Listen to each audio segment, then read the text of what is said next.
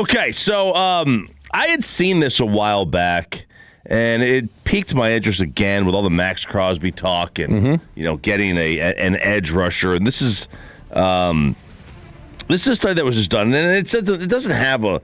It doesn't mean this necessarily doesn't mean this is not how you build a team, but if you go over the last decade, so going back to the Von Miller Denver defense that year, so 2015. The rankings for the defenses in the Final Four of the NFL, right? So where they were in terms of total sacks, and then did they or did they not have a elite or highly paid edge rusher? Yes. Right? Okay. So if you go back to that 2015 year, you had Denver, that had number one most sacks, Von Miller, but he was on a rookie deal. Okay. And then New England did not have one. Carolina did not have a top of the market one, and neither did the Cardinals. Right? They were the other team that were in there. The next year, you get New England, no, and Pittsburgh, no, but Atlanta, they were 18th. They were 18th in sacks. They had Vic Beasley, who led the NFL in sacks, but he was on a rookie deal. And now that is significant capital still invested because he was the 8th overall pick, I think. Yeah. So you would have to figure out when you are drafted 8th overall, you're probably going to be top 14 in the league at the position, top 10 ish. Yeah, especially in certain. Now that quarterback, no, right? A quarterback, no, but there'd be certain positions where you would be. Clay Matthews was injured for Green Bay, so he didn't even play. In 2017, Philadelphia, Minnesota, neither one of them had a highly paid one. The Jags and the Patriots that year, Jacksonville had Calais Campbell. They had Calais Campbell that year. Who is kind of a inside-outside. Yeah. You can make an argument that he's not like your typical edge. Right. You go further down, you go Chiefs, Patriots. D Ford was not paid like a top-level guy. At the time, the Rams, they did not have an edge. They were big on the interior. And then the Saints, Cam Jordan was pretty dang good. Chiefs, Titans, San Fran, Packers, no. Bucks, Packers, Chiefs, Bills. You're not looking at a mega amount of money there. The only one that you really get to is Cincinnati with Trey. Mm-hmm. And then the second or third, the 2023 San Fran, when Bosa had already been paid. Right? Bosa had already been paid, and he was the top guy. So, basically, it's and we have brought this up about, Chris Jones and Aaron Donald, and the Tampa had who? They had two guys, right? Because Tampa had Sue.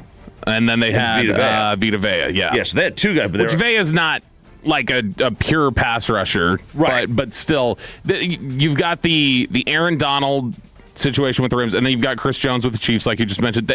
And you asked this of Mayock, and we've talked about it a lot, where do you want to get the pressure from in today's NFL? And Mayock even said it. He was like, yeah, you want to get it up the A-gap. The middle. It's right there. Yeah. So I don't know if that means that you just don't want to. First, obviously, you're not ignoring the position, but are you paying it? So, in throughout the history of the league, U.S. Broadus, it's quarterback, edge, left tackle. Yes, right, or pass rusher. And is that still the same? Is that still the case? Like, do you still want to pay the position the way it demands? Like, has the demand of salary? I think it's just become a different question. Because we're not paying left tackles remotely close to that kind of money. Left tackles have not mirrored the pass rusher money, but I think that's the thing, is that it's not. You have to look at it differently now and say it's no longer defensive end or edge rusher, it's pass rusher. Teams want the pass rusher, just wherever that comes from. Whether that's 3-technique defensive tackle, whether they want to get it from an edge rusher, whatever that may be, that's how I think that's how they're looking to spend their money now and spend their capital, and that's the priority now, is that it would be, I need a quarterback and I need a pass rusher, whatever that looks like. whether it's a linebacker, an edge rusher, a defensive tackle, or whatever else. I need just somebody to rush the passer. So I think it's just become sort of, for lack of a better word, like positionless. Like, people say music has become genreless. Yeah. There's music now, and there's like whatever is no rock popular. There's not a whole lot of just putting things in boxes. Similarly, I think it's just I need to rush the passer, however that gets done, and whoever it is, and that's what I want to invest my money in. So yeah, I would say that's probably the biggest. Because who are the highest paid interior defensive lineman on average right now? The highest one is Chris Jones at 31.7 annually. That's what he gets. The highest paid edge rushers are still, or the highest paid edge rushers are still above the defensive tackles, but it's closer than it used to be. 40. I mean, it's Micah's right? 46.5, Aiden 45, TJ Watt 41, Miles 40, Danielle Hunter's 35, Crosby's 35.5, who you've mentioned here, and then Bosa's 34. So you've got 7 edge rushers who make more than the highest paid defensive tackle. But left tackle is nowhere. What's the highest left tackle? Rashawn Slater, 28.5. I mean, that is not even close. Which this has occurred a little bit on the flip side of it with receivers and corners. Because the highest paid receiver in the NFL is Jamar Chase at $40 million, and then Sauce Gardner is the highest corner at $30 million. And he kind of jumped the market. But $30 million is the highest paid corner. These are the receivers that make more than $30 million. Amon-Ra St. Brown, A.J. Brown, Terry McLaurin, Garrett Wilson, DK Metcalf, CeeDee Lamb, Justin Jefferson, Jamar Chase, and probably soon to be George Pickens. Is that the league telling you that the guys who can create are more valuable than the guys who, I mean, obviously it is them, are more valuable than the guys who could stop? The guys who stop the creator are the left tackles. I think it's the league telling you they want to pay the guys who play forward, not play on their heels.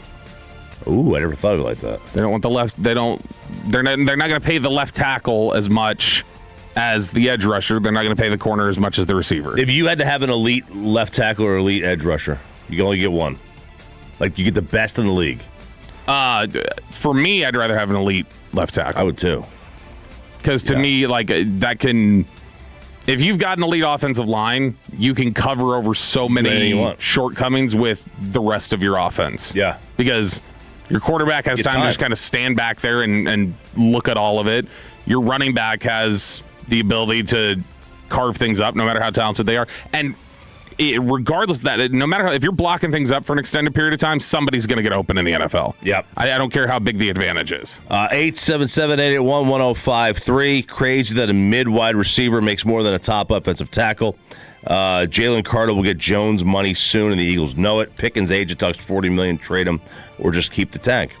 I don't see him playing on the tag. I don't think he'll play on the tag. I think he'll. I don't know.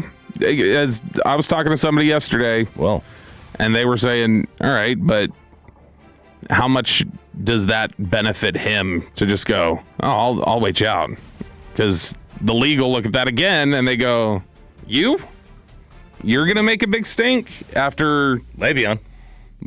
How we've kind of viewed you as being somebody who's a little bit difficult to deal with. Do you want to add that again on top of it? And that may be where the Cowboys try to find leverage.